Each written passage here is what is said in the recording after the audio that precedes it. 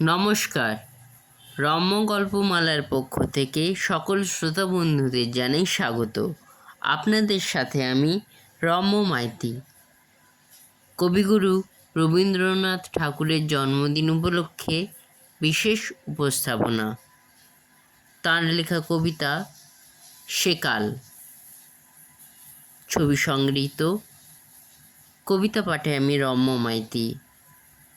আজকের কবিতা সেকাল। আমি যদি জন্ম নিতেম কালিদাসের কালে, দৈবে হতেম দশম রত্ন নবরত্নের মালে। একটি শ্লোকে স্তুতি গেয়ে রাজার কাছে নিতাম চেয়ে, উজ্জয়িনীর বিজন প্রান্তে কানন ঘেরা বাড়ি। রেবার তটে চাঁপার তলে সভা বসত সন্ধ্যা হলে, ক্রীড়া শৈলে আপন মনে দিতাম কণ্ঠ ছাড়ি। জীবন তরি বহে যেত মন্দাক্রান্তা তালে, আমি যদি জন্ম নিতাম কালিদাসের কালে। চিন্তা দিতেম জলাঞ্জলি থাকতো নাকো তরা, মৃদু পথে যেতেম যেন নাইকো মৃত্যু জরা। 6টা ঋতু পূর্ণ করে ঘটত মিলন স্তরে স্তরে, 6টা স্বর্গে বার্তা তাহার রইত কাব্যে গাঁথা। বিরহ দুঃখ দীর্ঘ হতো তপ্ত অশ্রু নদীর মতো, মন্দগতি চলত রুচি দীর্ঘ করুণ গাথা। আষাঢ় মাসে মেঘের মতন মন্থরতায় ভরা, জীবনটাতে থাকতো নাকো একটু মাত্র তরা। অশোক কুঞ্জ উঠত ফুটে প্রিয়ার পদাঘাতে, বকুল হতো ফুল্ল প্রিয়ার মুখের মদিরাতে। প্রিয় সখীর নামগুলি সব ছন্দ ভরি করিত রব, রেবার কুলে কলহাংস কলধ্বনির মতো। কোনো নামটি মন্দালিকা, কোনো নামটি চিত্রলেখা, মঞ্জুলিকা মঞ্জরিণী ঝঙ্কারিত কত। আস্ত তারা কুঞ্জ বনে চৈত্র জ্যোৎস্না রাতে, অশোক শাখা উঠত ফুটে প্রিয়ার পদাঘাতে। কুরুবকের পড়ত চূড়া কালো কেশের মাঝে, লীলা কমল রইত হাতে কি জানি কোন কাজে। অলোক শাস্ত কুন্দ ফুলে শিরিষ পড়ত কর্ণমূলে, মেঘলাতে দুলিয়ে দিত নবনীপের মালা। ধারাযন্ত্রে স্নানের শেষে ধূপের ধোঁয়া দিত কেশে, লৌধ্র ফুলের শুভ্র রেণু মাখত মুখে বালা।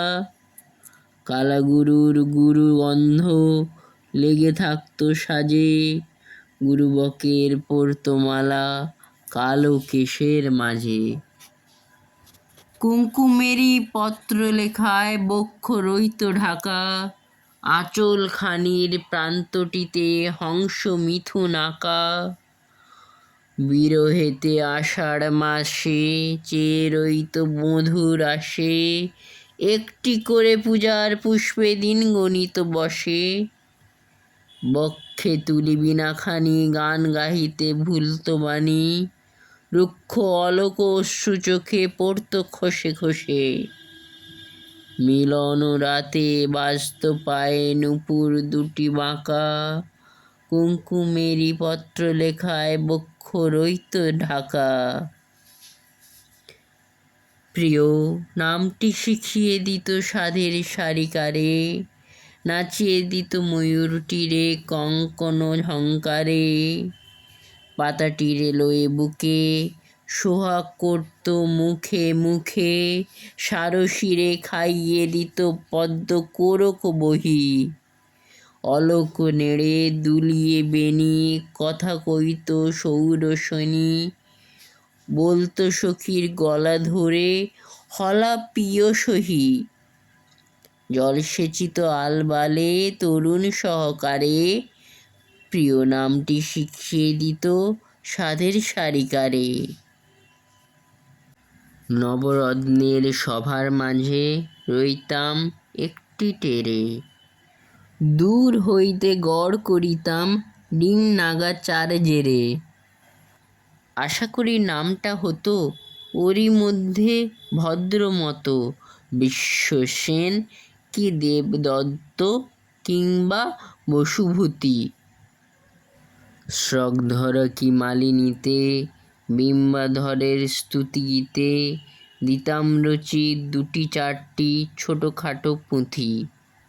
ঘরে যেতাম তাড়াতাড়ি শ্লোক রচনা সেরে, নবরত্নের সভার মাঝে রইতাম একটি টেরে।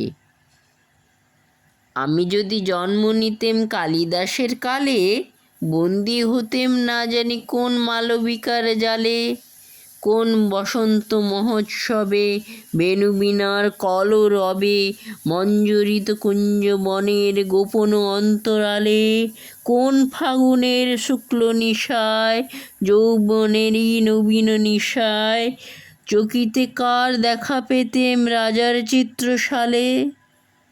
ছল করে তার বাঁধত আঁচল সহকারের ডালে, আমি যদি জন্ম নিতেম কালিদাসের কালে। হায় রে, কবে কেটে গেছে কালিদাসের কাল, পণ্ডিতেরা বিবাদ করে রয়ে তারিখ সাল। হারিয়ে গেছে সেসব অব্দ, ইতিবৃত্ত আছে স্তব্ধ, গেছে যদি আবোধ গেছে মিথ্যা কোলাহল। হায় রে, গেল সঙ্গে তারি সেদিনের সেই পৌর নারী, নিপুণিকা চতুরিকা মালবিকার দল, কোন স্বর্গে নিয়ে গেল বড়মাল্যের থাল। হায় রে, কবে কেটে গেছে কালিদাসের কাল। যাদের সঙ্গে হয়নি মিলন সেসব বরাঙ্গনা, বিচ্ছেদেরই দুঃখে আমায় করেছে অন্নমনা। তবু মনে প্রবোধ আছে, তেমনি বকুল ফোটে গাছে, যদিও সে পায় না নারীর মুখ মদের ছিটা। ফাগুন মাসে অশোক ছায়ে অলস প্রাণে শিথিল গায়ে, দক্ষিণ হতে বাতাসটুকু তেমনি লাগে মিঠা। অনেক দিকেই যায় যে পাওয়া অনেকটা সান্ত্বনা, যদিও রে নাইকো কোথাও সেসব বরাঙ্গনা। এখন যারা বর্তমানে আছেন মর্তলোকে, ভালোই লাগতো তাঁদের ছবি কালিদাসের চোখে। পরেন বটে জুতা মজা, চলেন বটে সোজা সোজা, বলেন বটে কথাবার্তা অন্য দেশির চালে। তবু দেখো সেই কটাক্ষ আঁখির কোণে দিচ্ছে সাক্ষ্য, যেমনটি ঠিক দেখা যেত কালিদাসের কালে। মরব না ভাই নিপুণিকা চতুরিকার শোকে, তাঁরা সবাই অন্য নামে আছেন মর্তলোকে। আপাতত এই আনন্দে গর্বে বেড়াই নেচে, কালিদাস তো নামেই আছেন, আমি আছি বেঁচে। তাহার কালের স্বাদ গন্ধ আমি তো পাই মৃদু মন্দ, আমার কালের কণামাত্র পাননি মহাকবি। দুলি বেনিয়ে চলেন যিনি, এই আধুনিক বিনোদিনী, মহাকবির কল্পনাতে ছিল না তার ছবি। প্রিয়ে, তোমার তরুণ আখির প্রসাদ যেচে যেচে, কালিদাসকে হারিয়ে দিয়ে গর্বে বেড়াই নেচে। কেমন লাগলো আজকের উপস্থাপনা কমেন্ট বক্সে অবশ্যই লিখে জানান। কবিতাটি ভালো লাগলে লাইক এবং শেয়ার করতে ভুলবেন না। পরবর্তীকালে নিত্য নতুন নানা স্বাদের গল্প কবিতা শুনতে এখনই চ্যানেলটি সাবস্ক্রাইব করে পাশে থাকুন। ধন্যবাদ।